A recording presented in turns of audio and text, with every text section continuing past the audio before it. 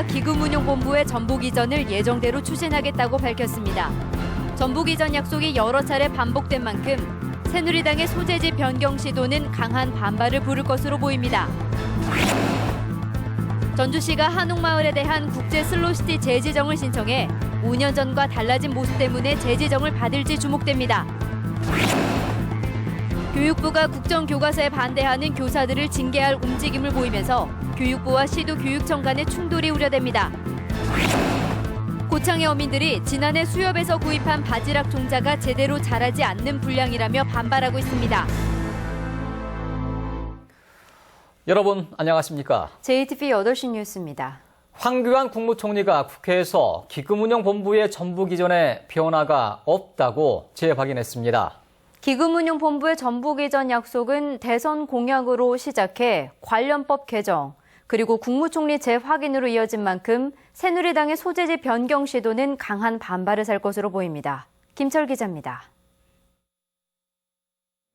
황교안 국무총리가 국회 예산결산 특별위에 출석해 국민연금법에 따라 기금운용본부의 전북 이전을 예정대로 추진하겠다고 말했습니다. 국민연금법의 정한 바에 따라서 공단 본부 그리고 기금운용본부의 전북 이전을 예정대로 추진할 것입니다. 그런 절차를 따라 진행하고 있습니다. 정부와 여당의 이런 약속은 이미 3년 전부터 반복됐습니다. 2012년 11월 당시 박근혜 대통령 후보는 선거 현수막을 통해 기금운용본부의 전북 이전을 약속했습니다. 김무성 새누리당 총괄선거대책본부장은 기금운용본부의 소재지를 전북에 둔다는 국민연금법 개정안을 발의했습니다. 전북시장도 글로벌 마켓으로 확대될 수 있을 것입니다. 이에 따른 금융 인재 육성이 요구될 것이고 이 지역의 고용 창출 효과도 대폭 확대될 것으로 기대됩니다. 2013년 6월에는 여야 합의로 개정안이 국회 본회의를 통과했습니다. 국민연금공단의 주된 사무소의 소재지와 기금이사가 관장하는 부서의 소재지를 전라북도로 규정하려는 것입니다. 재석 219인 중 찬성 209인, 반대 2인, 기권 8인으로서 국민연금법 일부 개정 법률안은 보건복지위원회의 수정안 대로 가결되었음을 선포합니다. 기금운용본부의 전북 이전은 2012년 대선 공약으로 시작해 2013년에 법안이 통과됐고 올해는 국무총리가 예정대로 추진된다고 밝혔습니다. 따라서 새누리당이 소재지 변경을 계속 추진하면 전라북도의 반발이 거세질 것으로 보입니다. JTBC 뉴스 김철우입니다. 전주시가 한옥마을에 국제 슬로시티 재지정을 신청했습니다. 상업시설이 크게 늘어나는 등 5년 전과 달라진 모습 때문에 재지정을 받을지 주목되고 있습니다. 권대성 기자가 보도합니다.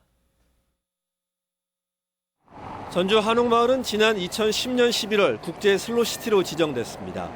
국내 7번째이자 인구 50만 이상 대도시로는 세계에서 처음입니다.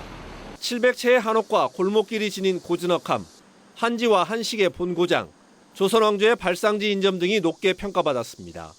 덕분에 한옥마을은 한 해 500만 명이 넘게 찾는 전국적인 관광지가 됐습니다. 하지만 관광객이 급증하면서 주차 대란과 상업시설의 폭발적인 증가 같은 부작용이 나타났고 슬로시티 재지정이 쉽지 않을 거라는 우려가 나오고 있습니다. 슬로시티 본부 내부에서도 세계적으로 보기 드문 한옥마을의 정체성을 지키기 위해 방문객 수와 차량 통행 제한을 제한하고 있습니다. 어차피 사람 많이 오느니 딱 코타라자. 그러면 사람들이 더 가려고 한다고 봐야지. 평일에도 차량은 사람들이 그랬으면 들어가고 이렇게 좀 신성시화했으면 들어가고. 전주시는 금연구역 지정과 휴일 차량 통제, 상업시설 확산을 막는 지구 단위 계획 등의 노력을 담아 재지정 신청서를 냈습니다. 김승수 시장은 이탈리아의 국제 슬로시티 본부도 찾아 주민 스스로의 활동을 강조하며 재지정 활동을 펼칠 예정입니다. 민간이 자발적인 참여한 건 굉장히 중요하거든요. 그래서 한옥마을의 주민들의 안내소라든가 한옥마을 서포터스 구성해가지고 그분들이 자체적인 행사들을 많이 했습니다. 슬로시티는 5년마다 재지정 심사를 받는데 전남 장흥과 신안은 2년 전 상업화 등을 이유로 탈락하거나 보류되기도 했습니다. 한옥마을의 슬로시티 재지정 여부는 내년 3, 4월에 판가름 납니다. JTBC 뉴스 권대성입니다. 농업의 정보통신 기술을 접목해 생산성을 높이고 노동력을 아끼는 스마트팜 기술 연구가 본격 시작됩니다. 전라북도와 한국생산기술원 전북지역본부는 3년 동안 국가 예산 30억 원을 지원받아 원예용 농기계와 자동화 기기를 개발하고 농장업 관리를 표준화하는 등 스마트팜 기술을 개발해 상용화하기로 했습니다. 역사교과서 국정화 문제를 놓고 교육부와 시도교육청 간의 갈등이 커지고 있습니다. 교육부가 국정교과서에 반대하는 교사들을 징계할 움직임을 보이고 있어 정면 충돌 양상으로 치닫고 있습니다. 보도에 조창현 기자입니다. 최근 교육부가 시도교육청에 내려보낸 교원 복무실태 조사 공문입니다. 전교조의 국정화 저지 집회에 참여한 교사들을 파악해 보고하도록 했습니다. 이전에는 교사들이 시국선언 등에 참여하지 못하게 관리하도록 했습니다. 교육부는 국정화 반대 집회는 불법 집회, 시국선언은 국가공무원법 위반으로 규정했으며 사실상 징계를 염두에 두고 있는 것으로 알려졌습니다. 전북에서는 전교조 전임자들만 집회에 참여했으며 국정화 반대 시국선언에는 2,200여 명의 교사들이 동참했습니다. 시국선언 또한 직접적으로 교사가 학생들을 가르치는 업무와 직결되기 때문에 결코 정치적인 행위로 보지 않는 것이 일반적 판단입니다. 전북교육청은 공문에 맞춰 집회와 시국선언 참여 교사를 파악하고 있습니다. 하지만 징계 요구가 내려올 경우 따르지 않겠다는 방침입니다. 국정화 반대 입장을 밝힌 교육청이 교사들을 징계할 경우 자기 모순에 빠질 수 있기 때문입니다. 교육부에서는 근무 시간에 집회나 서명 활동하는 것을 금지하는 공문을 내려보냈습니다. 실은 교원의 자유로운 정치적인 활동은 헌법에 보장된 권리인데 이 부분에 대한 해석 여부로 한동안 갈등이 예상됩니다. 교육감이 징계 요구를 무시하면 교육부는 직무 이행 명령을 내리고 이럴 경우 극한 대립이 불가피합니다. 정부가 이번 주 안에 역사 교과서 국정화를 확정 고시할 예정인 가운데 이후 교사들의 징계 문제를 놓고 또다시 교육 현장은 큰 혼란에 빠질 것으로 보입니다.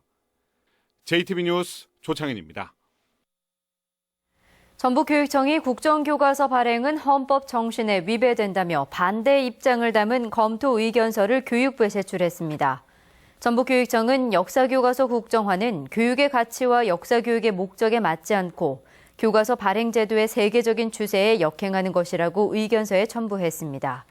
교육부는 역사교과서 국정화 행정예고기간이 끝나는 오늘까지 각 교육청에 검토 의견서를 제출하도록 했습니다. 전북대병원 노조가 군산 전북대병원 설립 중단을 촉구했습니다. 전북대병원 노조는 어린이병원과 임상연구지원센터 등 잇따른 시설 투자로 어려움에 빠진 재정 상태를 고려하지 않은 채 군산 분원을 무리하게 추진하면 전북대병원 재정을 더 악화시킬 수 있다며 설립을 반대한다고 밝혔습니다. 새만금지방환경청은 전북대병원의 추가 연구 용역 결과에 대한 의견을 들은 뒤 이번 달 안에 군산 전북대병원 허가 여부를 최종 결정할 예정입니다. 고창의 어민들이 지난해 수협을 통해 구입한 바지락 종자가 불량이라며 반발하고 있습니다. 수확기를 맞았지만 제대로 자라지 않았기 때문입니다. 어민들이 집단 행동을 준비하고 있습니다. 정원익 기자가 보도합니다. 지난해 11월 바다에 뿌린 바지락입니다. 한창 수확할 때지만 거의 자라지 못한 것들이 대부분입니다. 상품성을 갖춘 바지락의 3분의 1 크기에 그쳤습니다. 어민들은 수협에서 구입한 바지락 종자가 불량이라고 주장합니다. 시험을 믿어야지 우리가 누구를 믿겠어. 장사꾼보다도 시험을 믿어야지. 근데 장사꾼들이 갖다 준 놈이 이렇게 커서 그래도 나갔는데 시험서 갖다 준 놈이 보다시피 이렇게 생겼어요. 고창 곰소만의 20여 가구는 지난해 수협이 중국에서 들여온 바지락 종자 2천여 톤을 구입했습니다. 그런데 절반이 넘는 어민들이 비슷한 피해를 호소하고 있습니다. 어민들은 곰소만에 맞지 않는 곳의 종자가 섞여 들어온 것으로 보고 있습니다. 단동이나 대련 이쪽 종패를 저희가 항상 공급을 요청하는데 작년 듣기로는 아마 그 외 지역에서 이렇게 공급을 한 것 같습니다. 이미 지난 7월부터 문제가 나타났지만 수협은 별다른 대책을 내놓지 않고 있습니다. 환경에 의해서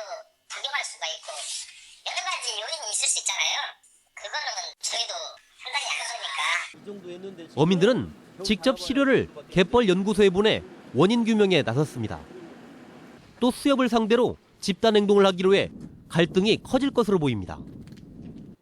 JTB 뉴스 정원익입니다. 전주시가 석 달간 수돗물 사용량이 없는 4,500곳을 조사합니다.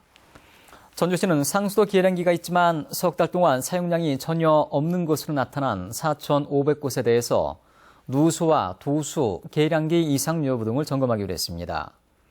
전주시는 빈집 등은 수돗물 공급 시설을 폐쇄할 예정입니다.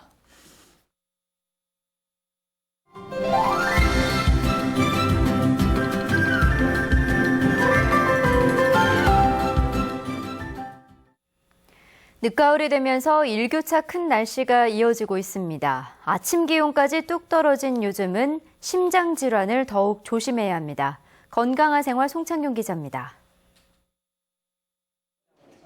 우리나라 사망 원인 가운데 암 다음으로 높은 질환은 심장 질환입니다. 고혈압과 당뇨병, 흡연, 운동 부족 등이 심장 질환의 주요 원인입니다.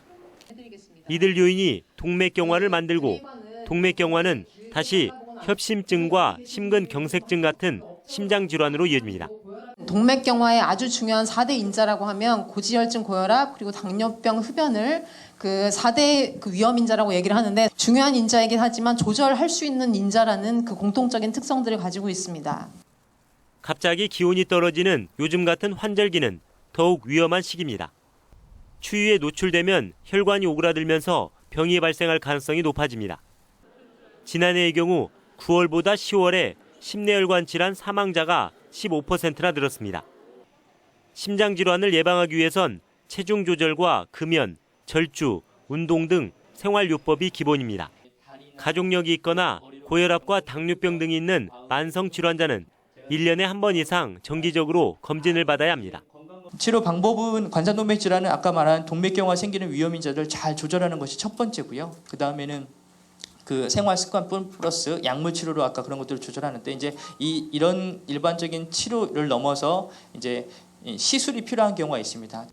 심장 질환으로 치료를 받았다면 걷기와 조깅 등 가벼운 운동을 지속적으로 하고 고기를 줄이고 싱겁게 먹는 게 좋습니다.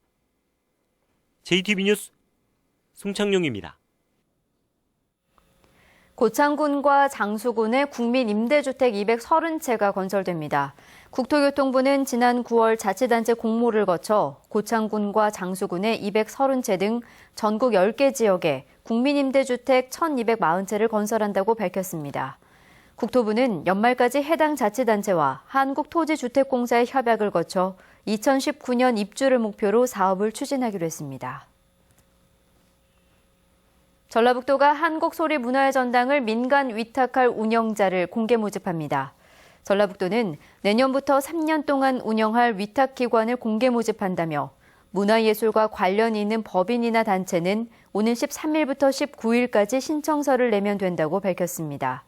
지난 2003년 이후 13년 동안 소리문화의 전당을 위탁해온 예원예술대는 내년부터 민간 위탁에 참여하지 않기로 했습니다. 군산과 충남 서천군이 공동 개최하는 첫 금강철새축제가 오는 6일부터 열립니다. 상생과 협력이란 주제로 열리는 이번 금강철새축제는 금강을 사이에 둔 군산과 서천의 금강철새조망대와 생태습지공원, 조류생태전시관 등에서 열리며 철새 그림 그리기 대회와 철새 탐조 투어 등 지난해보다 더 많은 볼거리와 체험 프로그램을 준비했습니다. 전주지법 제1형사부는 토지 감정가를 높여주는 대가로 수천만 원을 받은 혐의로 기소된 전주시 의원 59살 김모 씨에 대한 항소심에서 벌금 1,000만 원에 추징금 3,650만 원을 선고한 원심을 유지했습니다. 김 의원은 지난 2012년 익산 국가식품 클러스터 예정지에 땅을 갖고 있던 지인에게 토지 감정가를 높여주겠다며 3,650만 원을 받은 혐의로 기소됐습니다.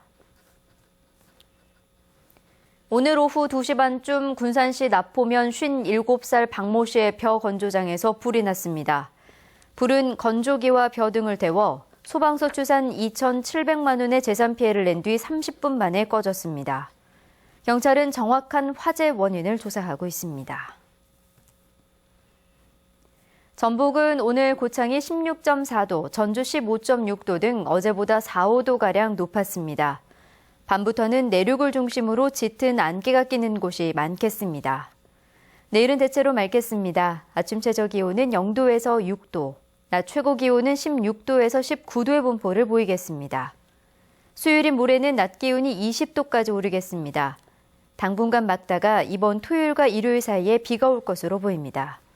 전주기상지청은 비가 오기 전까지 대기가 건조하겠다며 산불 등 화재에 주의를 당부했습니다.